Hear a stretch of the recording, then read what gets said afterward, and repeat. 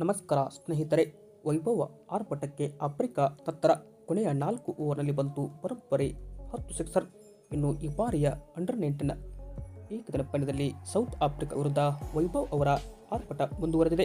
ಸ್ನೇಹಿತರೆ, south Africa ವಿರುದ್ಧದ ಎರಡನೆಯ ಏಕದಿನ ಪಂದ್ಯದಲ್ಲಿ ವೈಭವ್ ಸೂರ್ಯವಂಶಿ ಅವರ ಆರ್ಭಟ ಹೇಗಿತ್ತು ಎಂಬುದರ ಕುರಿತಾದ ಕಂಪ್ಲೀಟ್ ಆದ ಮಾಹಿತಿ ಈ ಒಂದು ವಿಡಿಯೋದಲ್ಲಿ ತಿಳಿಸಿಕೊಡ್ತಾ ಹೋಗ್ತೀನಿ. ಆದ್ದರಿಂದ ದಯವಿಟ್ಟು ನೀವಿನ್ನು ನಮ್ಮ ಒಂದು ಯೂಟ್ಯೂಬ್ ಚಾನಲ್ಗೆ ಸಬ್ಸ್ಕ್ರೈಬ್ ಆಗಿಲ್ಲ ಅಂದರೆ ಸಬ್ಸ್ಕ್ರೈಬ್ ಮಾಡಿ, ಹಾಗೆ ವಿಡಿಯೋ ಇಷ್ಟ ಆದರೆ ಒಂದು ಲೈಕ್ ಮಾಡಿ. ಇನ್ನು ನಿನ್ನೆ ನಡೆದ ಪಂದ್ಯದಲ್ಲಿ ವೈಭವ್ ಸೂರ್ಯವಂಶಿ ಮತ್ತೊಮ್ಮೆ ಅಬ್ಬರದ ಬ್ಯಾಟಿಂಗ್ ಮಾಡಿದ್ದಾರೆ.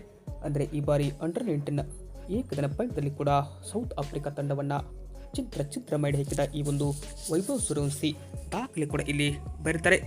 ಕೇವಲ 24 ಬಾಲ್ಗೆ 68 ರನ್ ಹೊಡೆಯೋದ್ರ ಮುಖಾಂತರ 283 ಸ್ಟ್ರೈಕ್ ರೇಟ್ನಲ್ಲಿ ಬ್ಯಾಟ್ ಮಾಡಿದ ವೈಭವ್ 10 ಸಿಕ್ಸ್ ಜೊತೆಗೆ ಒಂದು 4 ಹೊಡೆದು ಈ ಒಂದು ಆಫ್ರಿಕಾ ತಂಡವನ್ನು ಧೂಳಿಪಟ ಮಾಡ್ತಾರೆ.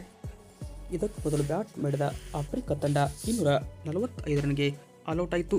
ಈ ಮೂಲಕ ಭಾರತ ತಂಡ 245 ರನ್ಗಳ ಒಂದು ಗುರಿಯನ್ನು ಪಡೆದುಕೊಂಡು ಈ ಒಂದು ಟಾರ್ಗೆಟನ್ನು ಡಕ್ವರ್ತ್ ಲೂಯಿಸ್ ನಿಯಮದ ಪ್ರಕಾರ ಚೇಸ್ ಮಾಡಿದೆ. ಹೀಗಾಗಿ ಭಾರತ ತಂಡ ಈ ಒಂದು ಟಾರ್ಗೆಟನ್ನು 23.3 ಓವರ್ಗೆ 2 ವಿಕೆಟ್ ಕಳೆದುಕೊಂಡು 176 ರನ್ ಗಳಿಸಿತು. ಈ ಒಂದು ಗೆಲುವಿಗೆ ಟೀಮ್ ಇಂಡಿಯಾಗೆ ಒಂದು 14 ವರ್ಷದ ಯುವ ಪೌರ ವೈಭವ್ ಸೂರ್ಯವಂಶಿ ಅವರು ಕಾರಣ. 68 ರನ್ ಹೊಡೆದು ಈ ಒಂದು ಆಫ್ರಿಕಾ ತಂಡವನ್ನು ಧೂಳಿಪಟ ಮಾಡಿದರು. ಇದು ಎರಡನೆಯ ಏಕದಿನ ಪಂದ್ಯದಲ್ಲಿ ವೈಭವ್ ಸೂರ್ಯವಂಶಿ ಮತ್ತೊಮ್ಮೆ ಅಬ್ಬರಿಸಿತು. ಈ ಹಿಂದೆ ವಿಜಯ್ ಹಜಾರೆ ಟ್ರೋಫಿಯಲ್ಲಿ ಕೂಡ ವೈಭವ್ ಅವರ ಆರ್ಭಟವನ್ನು ನೀವು ನೋಡಿದ್ರಿ. ಅಂಡರ್-19 ಏಷ್ಯಾ ಕಪ್ನಲ್ಲಿ ಕೂಡ ಅವರ ಆರ್ಭಟ ಇತ್ತು.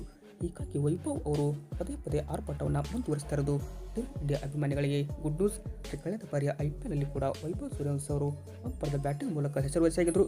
ಈ ಮೂಲಕ ಸೌತ್ ಆಫ್ರಿಕಾ ತಂಡದ ವಿರುದ್ಧ ಕೂಡ ಅಂಡರ್-19 ದಾಖಲೆ ಮೇಲೆ ದಾಖಲೆ ಬರೆದು ಅಬ್ಬರಿಸಿದ್ದಾರೆ. ಬಟ್ 6 ಹೊಡೆಯೋದರಲ್ಲಿ ಈತ ನಿಪುಣ. ಏಕೆಂದರೆ ಇವರ ಇನ್ನಿಂಗ್ಸ್ನಲ್ಲಿ ಕೇವಲ ಒಂದೇ ಒಂದು ಬೌಂಡರಿ ಬಿಟ್ಟರೆ 10 4 ಹೊಡೆದು ಆಫ್ರಿಕಾ ತಂಡಕ್ಕೆ ಎಚ್ಚರಿಕೆ ನೀಡಿದರು. ವಿಡಿಯೋ ಇಷ್ಟ ಆಯ್ತಂದರೆ ಲೈಕ್ ಮಾಡಿ. ಹಾಗೆ ಇದೇ ತರಹದ ಸ್ಪೋರ್ಟ್ಸ್ ಮಾಹಿತಿಗಾಗಿ ನಮ್ಮ ಯೂಟ್ಯೂಬ್ ಚಾನಲ್ಗೆ ತಪ್ಪದೆ ಸಬ್ಸ್ಕ್ರೈಬ್ ಆಗಿ. Thank you.